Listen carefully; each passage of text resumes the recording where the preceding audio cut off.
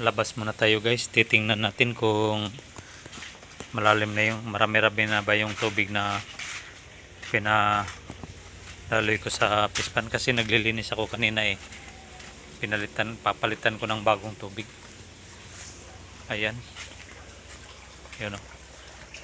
Medyo hindi pa ganun kadami. Hindi muna natin, mamaya sandali. Ito yung mga tilapia. Nagbigay tayo ng 4 na piraso doon sa kapitbahay ko, yung pastor. At ito yung mga tilapia nakalagay doon. Ito yung yung kukunin natin dito, yung ilan din, 6 yung kukunin natin dito para ihawin ngayong darating na linggo kasi church anniversary namin dito sa church namin.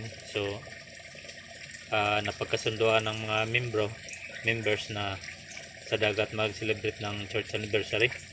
So yung pinakamalaki yung kukunin natin ditong tilapia. Yung malalaki ay nasa 2-1 kilo yung kalimitan. So kukunin natin yan para dalhin sa dagat at saka doon ihawin natin. Hindi lang naman ito yung dadalhin doon, marami namang bawat membro ay mayroon namang dadalhin doon. Kaya ito yun lang yung tampo ko kasi malaki na mataba ito. Kalaki na. Maliit lang yung tingnan dyan dahil nandiyan sa lalim ng tubig, pero sadyang malaki na yan, talagang malaki na. Yun o, 7 grams na nga yung isang yun. Ito malaki ito lahat. Itong mga itim na ito. Yung iwan lang natin dito ay itong mga kulay pink o orange ba ito, para ito na yung paparami natin. Mayroon din namang itim dito na maaaring maiwan natin, yung buntis na isa, yung malaki. Yan yan sa gitnang yan, buntis yan, kaya maiwan yan. So ito guys, ito yung natin, yung update sa pan natin dyan. Nililinis ko kasi hindi na yung talagang sobrang dumi na. Hindi naman siya dumi na kung anong dumi, yung talagang nakakasira ng tao, kundi yung dumi nila, yung kulay medyo brown na yun.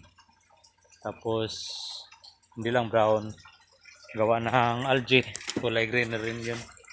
Ito naman yung kanina na galis ako ng tubig, may nakuha ko mga fry. Tingnan nyo, mga fry tingnan nyo, sapitan natin yan mga fry yan lahat. So panibagong fry na naman yan. May nag-anak hindi natin napansin, may nag-anak pala. Kasi paano ba naman hindi visible yun kasi sobrang dumi. Kaya ito malinis na, talagang napakalinis na, malinaw na siya. So ang gagawin natin ay hintayin lang natin na lumalim yan. Pag sapat na yung lalim niya ay kukunin natin yung mga rib na yan, balik natin dito.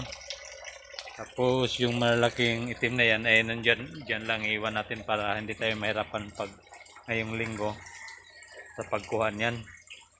Kasi tulad na sinabi ko, dadalhin natin sa dagat. Mayroon pang nakapasok dito na maliit na muli isa. Kaganda talaga tingnan yung pag yan ay nasa sapat na level na yung tubig yan, puno na yan, nasa aabot tayo ng mga 2 araw So pagkatapos niyan, dito na naman tayo. Ito na naman yung lilinisin natin kasi brown na yung tubig yan, brown na yung tubig, kaya ito na naman yung lilinisin natin. Palitan na natin ng tubig to. Matagal to bago mapuno, aabot ito ng 3 araw sa ganun kalakas lang na daloy ng tubig. marami tayong mga ano ngayon, bagong fish. Kagaya niyan, no? Tingnan nyo. Oh, ito mga bago yan, no? Mga anak yan ng mga muli. Yan, no?